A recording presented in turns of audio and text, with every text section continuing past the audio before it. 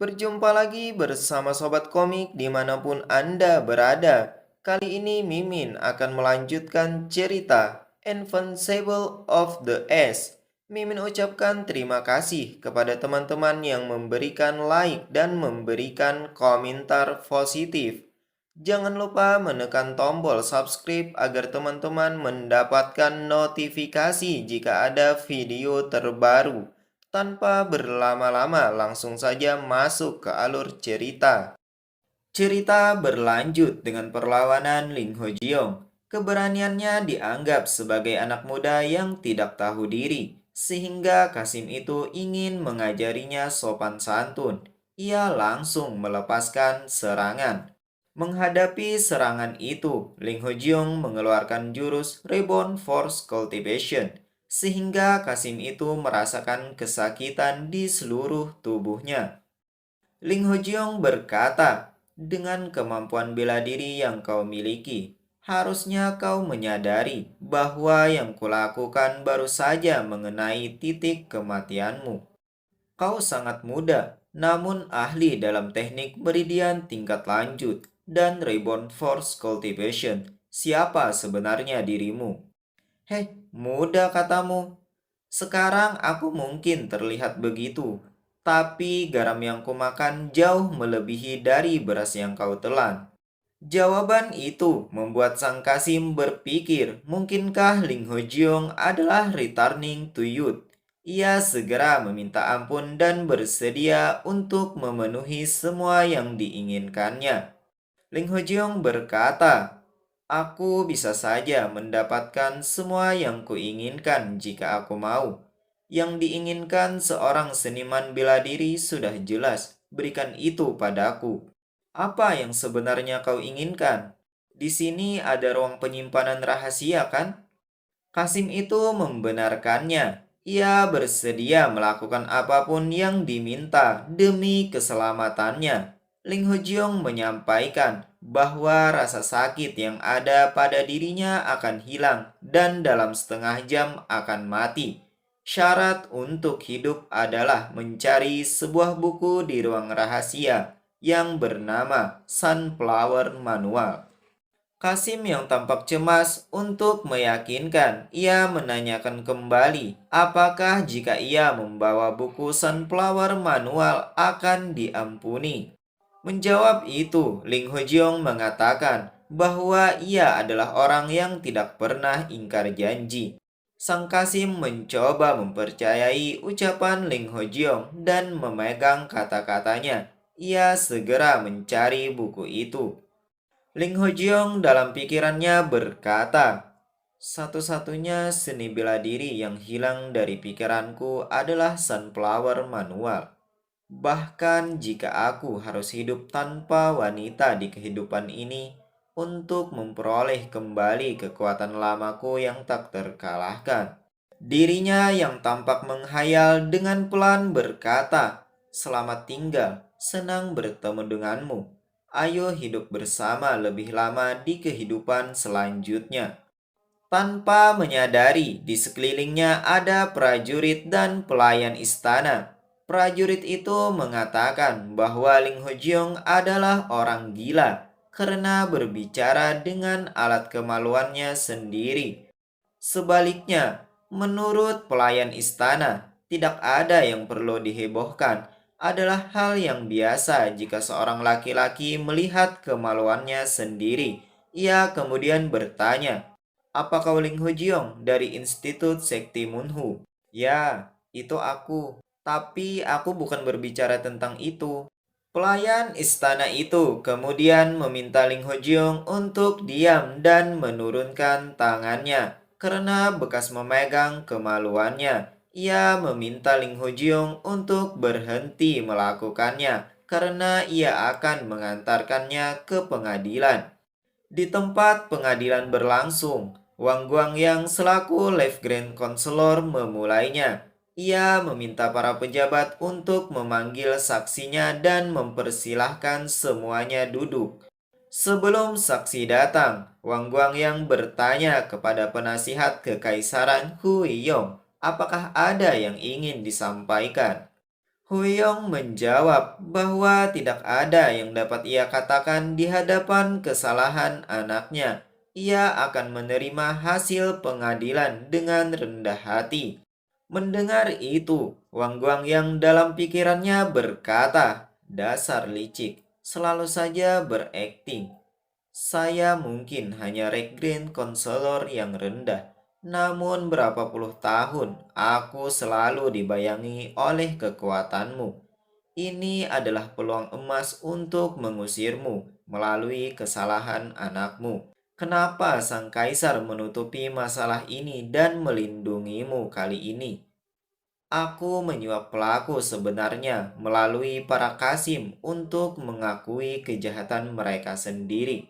Jadi Kasim yang berbicara dengan Ling Hojiong sebelumnya disuap oleh Wang Guangyang atas perintah kaisar. Ling Hojiong yang menjadi saksi di pengadilan telah tiba. Dengan semangat Wang Guangyang memulai pengadilan tanpa mengetahui bahwa Kasim yang ia suap tidak berhasil membujuk Ling Hojiong menjadi pihak yang bersalah. Wang Guangyang memulai dengan pertanyaan, "Kau 3 hari yang lalu di sebuah tempat bernama Pavilion Park bermasalah dengan seorang pria. Apa kau tahu siapa dia?" "Ya, aku tahu. Dia memperkenalkan dirinya sendiri sebagai Hu Buhai, adalah anak laki-laki dari penasihat kekaisaran atau perdana menteri." Wang Guangyang segera meminta Ling Hojiong untuk menceritakan semua yang terjadi waktu itu tanpa ada yang disembunyikan. Ia sangat percaya diri berpikir bahwa Ling Hojiong akan mengakui kesalahannya sehingga Hu Buhai akan dibebaskan. Huiyong selaku ayahnya akan tetap bertahan dengan jabatannya meskipun terlihat sebagai suatu kemenangan. Tapi malah sebaliknya, kebencian dan iri hati akan tumbuh pada Huiyong. Hal itu akan mengarah ke jurang yang tragis bagi dirinya. Ling Hojiong kemudian menceritakan kejadian itu di saat mereka memasuki ruangan yang disewa. Hu Buhai tanpa diundang datang menerobos masuk. Mereka mencoba untuk mengajak berdamai karena merasa bersalah telah mengambil pelacurnya. Tetapi Hu Buhai menolak tawaran itu dan melakukan penyerangan hingga salah satu dari mereka pingsan. Ia juga bahkan mencoba menyeret pelacurnya dan menyerangnya karena tidak ada pilihan lain sehingga mereka melawannya. Setelah kejadian itu, mereka pulang ke sekte Munhu. Mendengar cerita itu, Wang Guangyang tentu saja kaget karena tidak sesuai dengan yang ia harapkan. Ia menanyakan kembali, apakah yang diceritakan Ling Hujiong adalah yang sebenarnya? Dalam pikirannya, beraninya kau merusak rencanaku. Ling Hojiong mengatakan bahwa yang ia sampaikan tidak ada sedikit pun mengandung kebohongan. Saat kejadian itu juga banyak orang yang melihatnya. Ia juga mempersilahkan Wang Guangyang untuk memastikannya jika tidak percaya. Wang Guangyang yang kesal karena tidak sesuai rencana, ia terus mencoba melemahkan cerita yang disampaikan Ling Hojiong dengan pertanyaan-pertanyaannya agar cerita itu tidak dapat dipertanggungjawabkan kebenarannya. Melihat itu, Hoyong menyela pembicaraan untuk mengklaim yang diceritakan Ling Hojiong benar adanya dan putranya lah yang bersalah. Ia mengakui hal itu terjadi karena kesalahannya.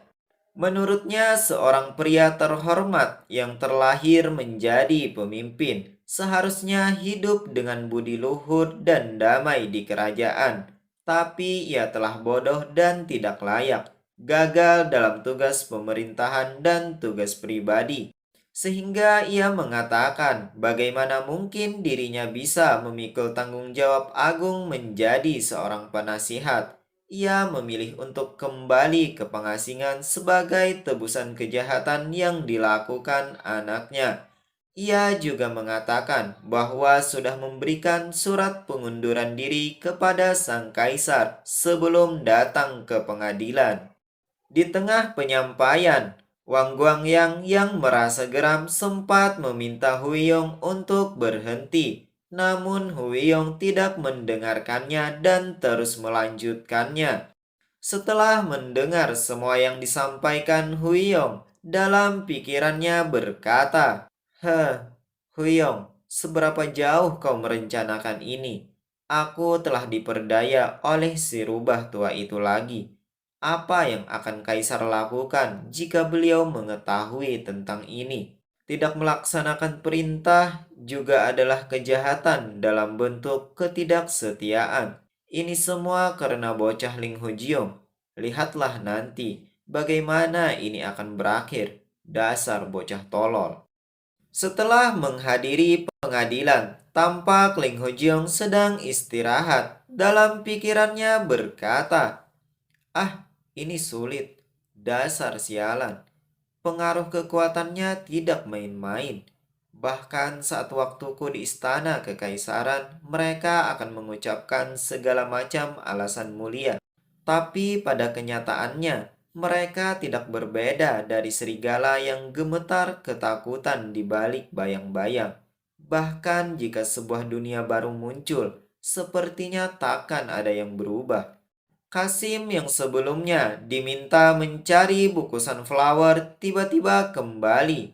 Ia menyampaikan bahwa sudah berusaha mencari namun tidak menemukannya.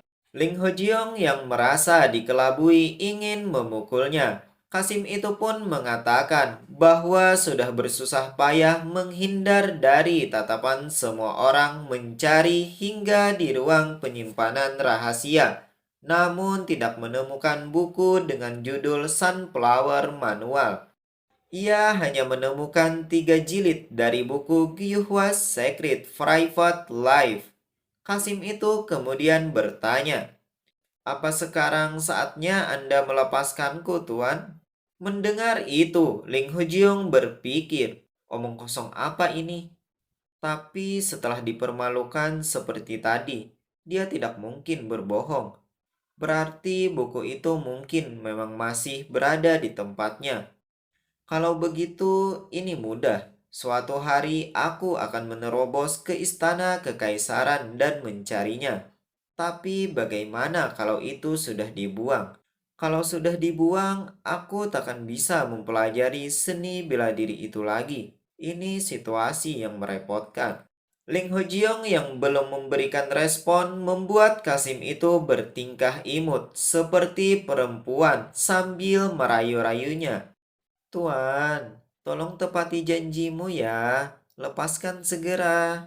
Bukannya Ling Hojiong merasa kasihan, justru sebaliknya. Ia merasa jijik dan menamparnya.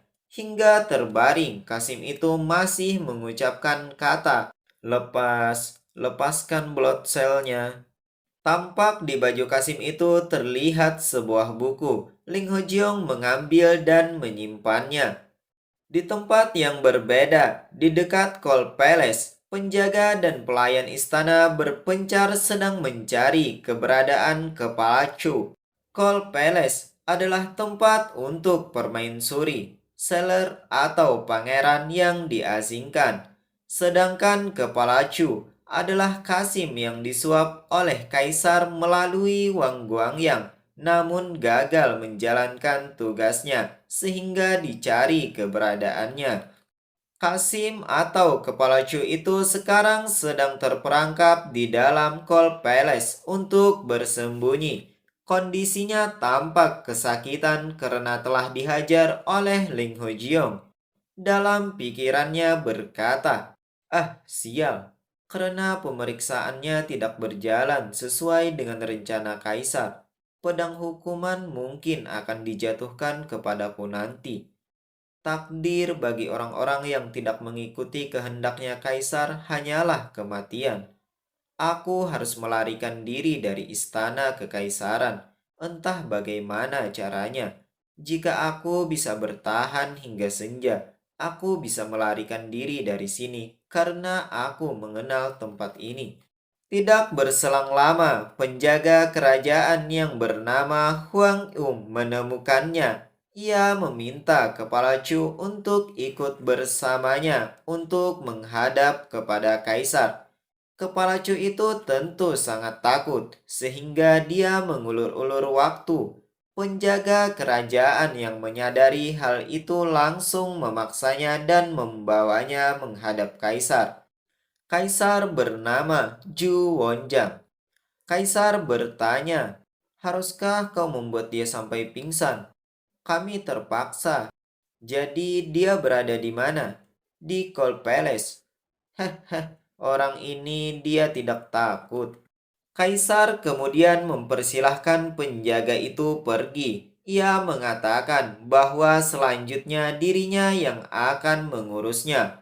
Sebelum pergi, penjaga sempat memberikan penawaran untuk membantu membangunkan kepala Chu itu dan menahannya. Namun kaisar menolaknya. Setelah penjaga pergi, kaisar membangunkannya. Kepala Chu sangat kaget karena saat terbangun dirinya berada di hadapan sang kaisar. Ia mencoba memuji-muji dengan berkata, "Sudah saya duga, Anda bisa melihat menembus segalanya, tidak seperti si keparat yang mirip beruang itu." Haha, mengesankan. Tapi biar aku bertanya sesuatu padamu. Dari sekian orang, bagaimana kau bisa gagal menyuap saksi itu dan berujung menyebabkan masalah seperti ini? Kepala Chu menceritakan kejadian yang ia alami saat ingin menyuap Ling Hojiong. Dirinya gagal dan tidak berkutik karena jurus Reborn Force Cultivation, membuat nyawanya terancam dan tidak ada pilihan lain selain mengikuti permintaan Ling Hojiong mencari buku Sunflower Manual. Mendengar itu, kaisar sedikit terkejut. Ia seolah empati atas kesakitan yang dialami kepala Chu itu dan memegang-megang wajahnya. Tingkah laku kaisar membuatnya sedikit lega dan merasa ada peluang untuk dibebaskan. Ia segera mengucapkan permintaan maaf. Namun di luar dugaan, kaisar langsung mematahkan lehernya dan meminta utusan untuk menghilangkan rekam jejak kejahatannya. Menurut kaisar, sungguh adalah hal yang menyenangkan. Setelah 14 tahun berlalu, akhirnya muncul seseorang yang mencari buku itu. Hal itu membuat kaisar ingin menemui saksi itu. Dengan segera, kaisar memerintahkan pelayan istana untuk membawa Ling Hojiong ke hadapannya. Ling Hojiong merasa perkataan pelayan istana tampak berbeda, tidak seramah sebelumnya. Dalam pikirannya berkata, belum setengah jam dari persidangan, tapi mereka malah membuka kembali pemeriksaannya. Apakah Sim Sidungu sialan itu membocorkannya? Kalau iya, diriku juga tidak aman. Jika dia berencana ingin menutupi kejahatan itu, harusnya dia akan melakukan segala cara untuk melarikan diri. Kita lihat dulu situasinya. Apa yang sebenarnya terjadi sehingga aku dipanggil kembali. Saat dirinya telah tiba, ia kaget karena dihadapkan dengan orang yang baru. Siapa itu? Apakah Ju Wonjang? Si kaisar licik, salah satu halangan terbesar di kehidupanku yang sebelumnya. Kaisar sendiri sampai terlibat. Sudah jelas, keadaan ini telah jadi serius. Kalau situasi jadi terlalu panas, aku harus membuat keributan dan melarikan diri. Untuk sekarang, aku akan pura-pura tidak tahu apa-apa. Ling Hojiong kemudian memberikan hormat kepada kaisar dan mengenalkan diri. Salam dari utusan Institut Sikti Munhu kepada yang mulia kaisar. Haha, kudengar kau adalah salah satu rakyatku yang diganggu oleh bawahanku. Ini adalah kesalahan perbuatan bawahanku dan juga kegagalanku dalam mengurus bawahan itu dengan baik. Huiyong tiba-tiba masuk memotong pembicaraan dengan berkata, "Yang mulia, Perkataan Anda lurus dan adil. Dosa itu terhadap dewa. Belum selesai berbicara, Kaisar langsung menghentikannya dan kembali melanjutkan perkataannya. Semua hukuman mulia harus berdasarkan kepada hukum. Putra dari Huyong telah berbuat keburukan akhir-akhir ini.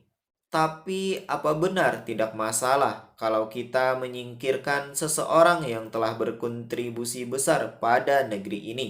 Kaisar kemudian meminta pendapat Wang Guangyang. Bagaimana menurutmu?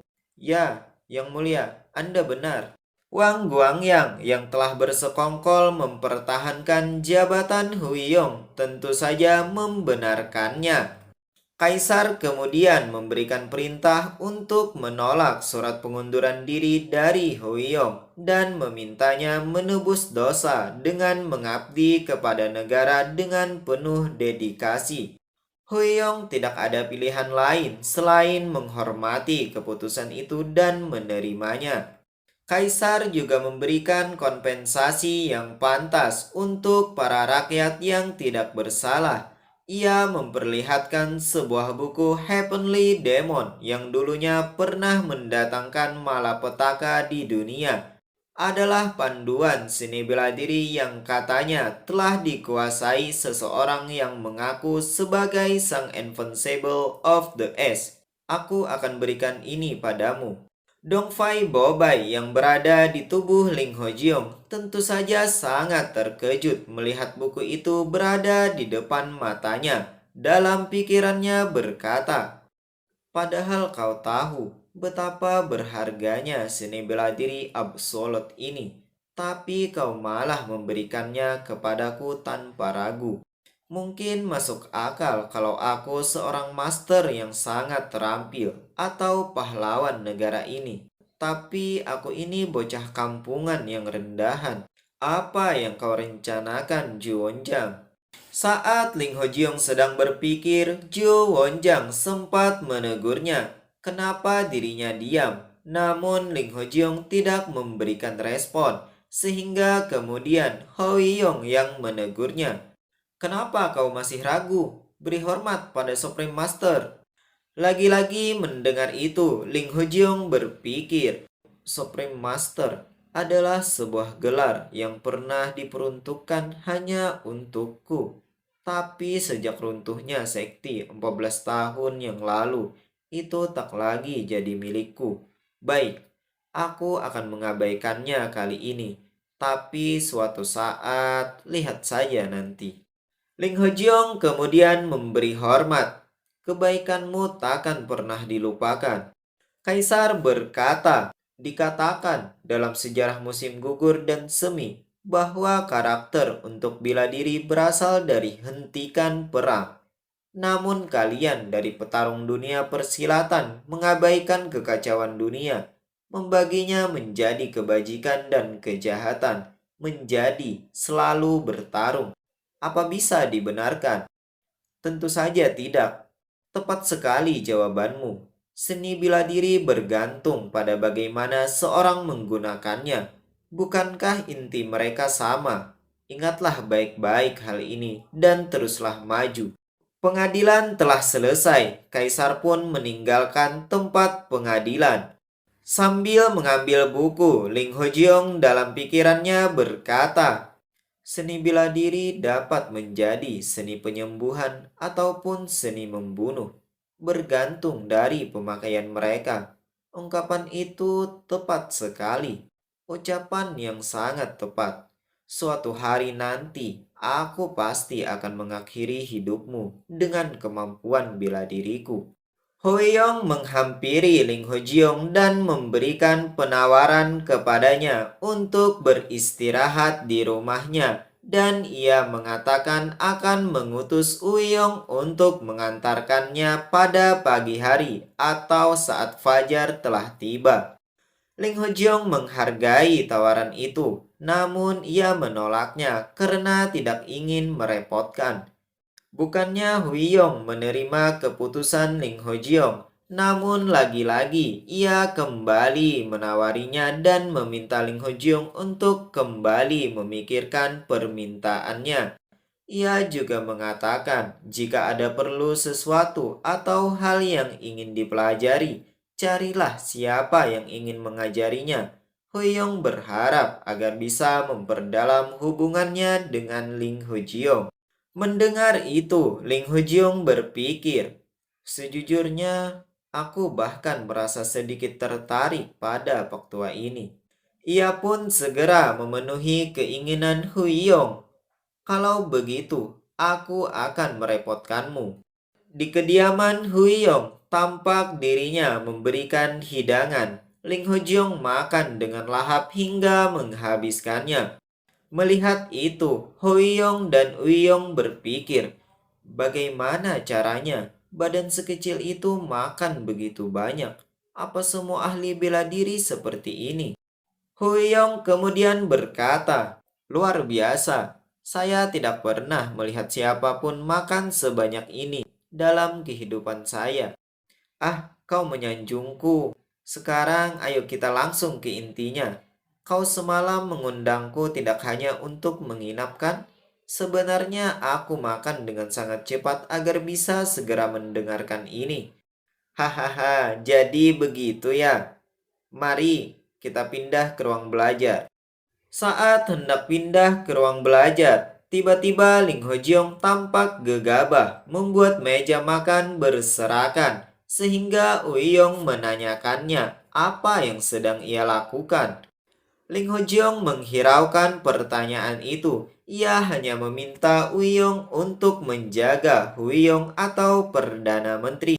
Dongfai Bobai yang berada di tubuh Ling Hojiong tentu saja memiliki panca indera yang sangat tajam.